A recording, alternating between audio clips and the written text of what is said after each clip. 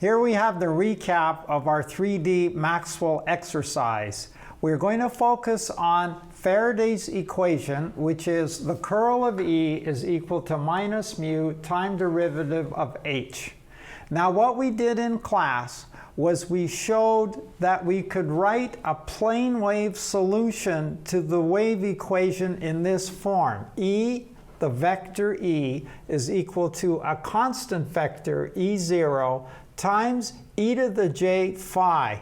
And I use phi because otherwise if I have to write it out all the time, it will get very messy. Phi is equal to omega t minus kxx minus kyy minus kzz.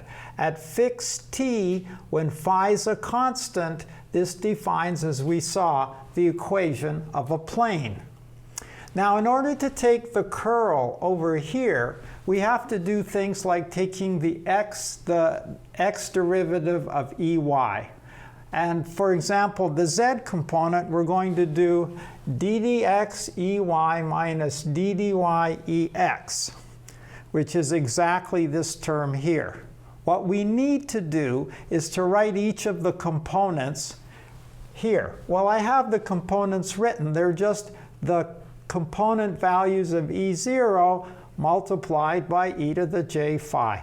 So you see them here. The exercise really is to compute these curls. So in the next slide board, I will show how to compute this very straightforwardly. And then we'll see something quite amazing in terms of getting a relationship between the k vector, which has components kx, ky, and kz, and the frequency and mu and some other constants. So we'll see how that all fits in the next board. Let's continue our calculation. The z component of the curl of E is the x derivative of ey minus the y derivative of ex. Z component, it's this times that, which is dey dx minus ddy of ex. Now we write the components as we discussed earlier. Here's the x component, here's the y component, and we're going to have to take the derivative dey dx and dex dy. Well, the amplitude vector with components e0x, e0y, and e0z is a constant. So if I differentiate with respect to x, constant times exponential, derivative of exponential, derivative, chain rule here.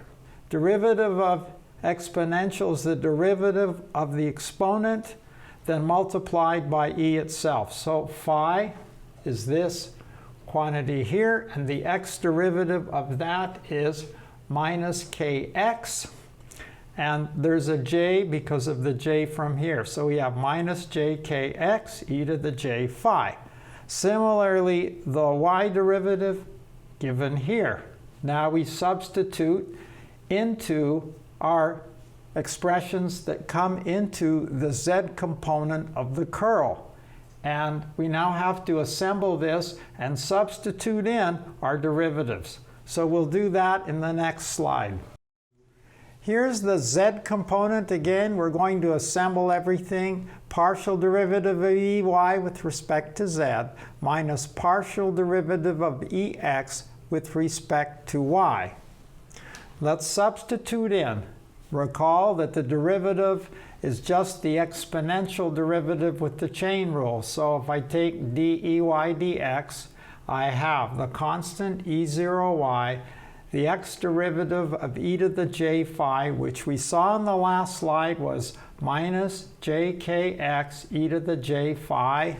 Then we take minus d dy of ex, and we get that. And of course, we can factor out e to the j phi, and this is what we get. Now we have to do it for all the components, assemble, and then see if we can find a pattern here. Let's continue finishing up this calculation. Here we see the determinant that represents the curl. And in the previous slides, we showed that differentiating with respect to x, y, or z brings down a minus jkx minus jky or minus jkz as a result of differentiating the phase. The phase of the wave is omega t minus kxx, kyy, kzz, and we saw in class that this can be written as a dot product. So for a fixed time, if phi is a constant, that means you're sitting on a peak or a zero crossing or a trough point on the wave. This is a constant, which means we have a plane. So on the collection of points that define a plane, phi is constant. So now we have a picture. Let's finish the calculation, just grind it out. On the left-hand side of Faraday's law, this is the first step for doing the curl of E when E is given as in the previous slides. Now, let's substitute in for the x, y, and z components. And of course, they're just an amplitude in that direction and a phase. And there's the phase. Same for y, same for z, directly substituting in here.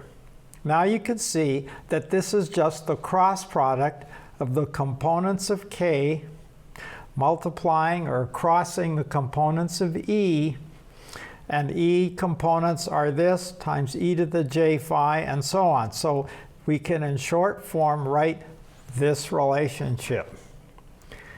Now let's look at the right-hand side of Faraday's law. We haven't given much sway to that, but here it is.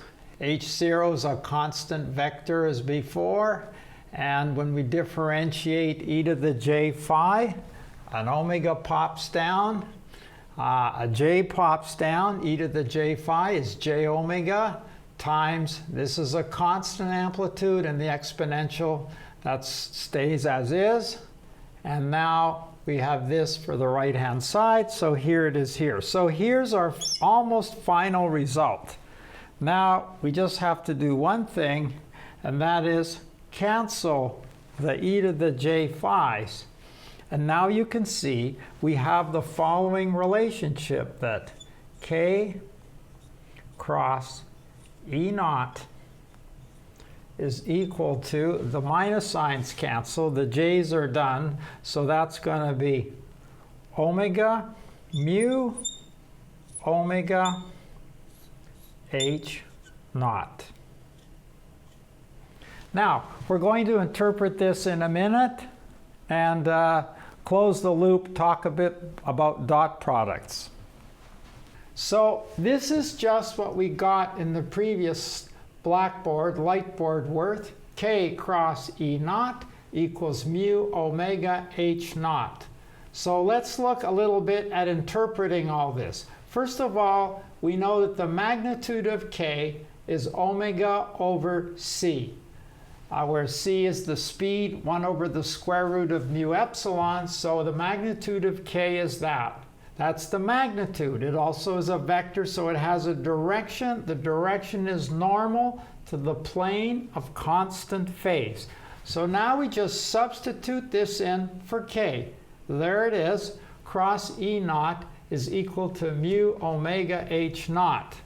Nice things happen. Omegas cancel out.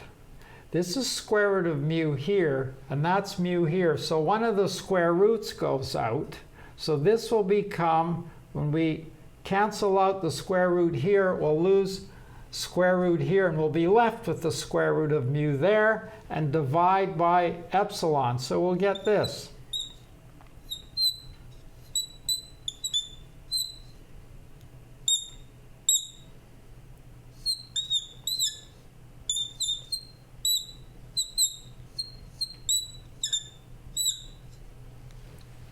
So we can see that H naught is perpendicular to N and also perpendicular to E. Well, we know that E is going to be vibrating in this plane.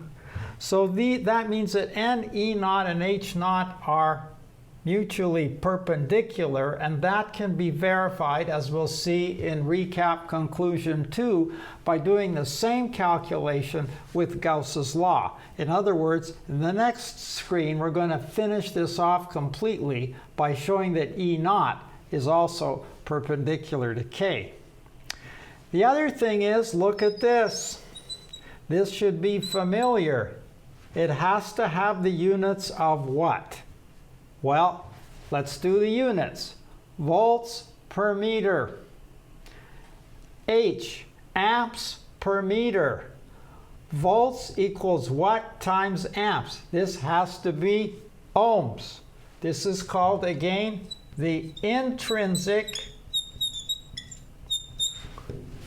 impedance.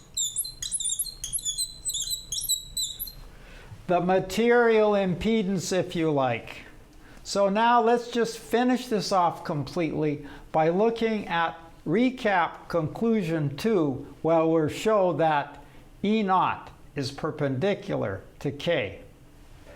Here we are now with the final piece of the conclusion, and that is this. We're going to show in the second portion of this light board that K and E are perpendicular.